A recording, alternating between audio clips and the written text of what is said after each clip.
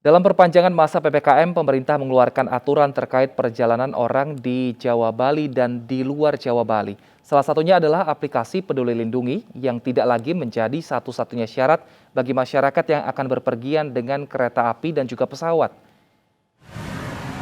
Seiring perpanjangan pemberlakuan PPKM, pemerintah mengeluarkan aturan terkait perjalanan orang di Jawa Bali dan luar Jawa Bali. Aturan ini tertuang dalam Inmendagri nomor 47 tahun 2021 untuk Jawa dan Bali dan Inmendagri nomor 48 tahun 2021 untuk luar Jawa Bali. Salah satu isi aturan ini adalah aplikasi Peduli Lindungi tidak lagi menjadi satu-satunya syarat bagi masyarakat yang akan berpergian dengan kereta api dan juga pesawat. Sebagai gantinya, warga bisa menggunakan aplikasi dari penyedia lain yang telah berkolaborasi dengan Kementerian Kesehatan. Hal ini sebagai solusi bagi warga yang kesulitan mengakses aplikasi Peduli Lindungi.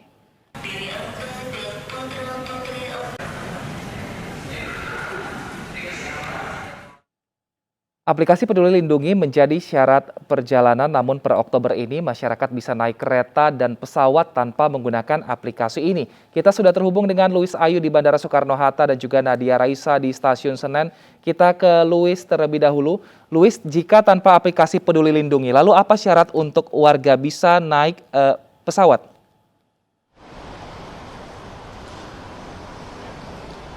Ya Wilson, untuk menunjukkan syarat naik pesawat terbaru seperti sertifikat vaksin beserta hasil tes PCR antigen, masyarakat dapat menggunakan aplikasi Peduli Lindungi.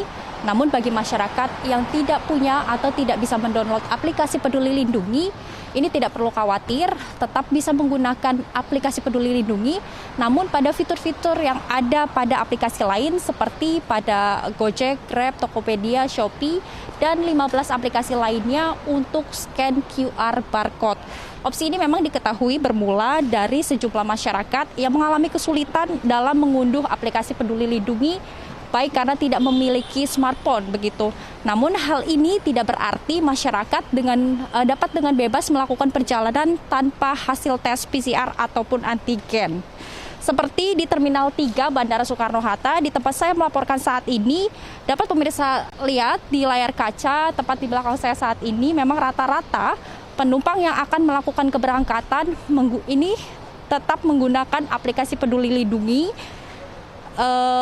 di mana aplikasi Peduli Lindungi memang diketahui lebih mudah untuk melihat atau paspor digital, di mana terdapat hasil tes COVID-19 serta tes sertifikat vaksin juga yang nantinya pada saat digunakan pada saat check-in begitu. Jika nantinya ditemukan ada penumpang yang tidak memiliki aplikasi Peduli Lindungi, nantinya akan diarahkan petugas untuk ke tempat validasi untuk memvalidasi dokumen seperti rapid test ataupun penunjukan sertifikat vaksin secara manual. Dan untuk mengetahui informasi di Stasiun Senen sudah ada rekan kami Nadia Raisa. Ya Nadia, silakan.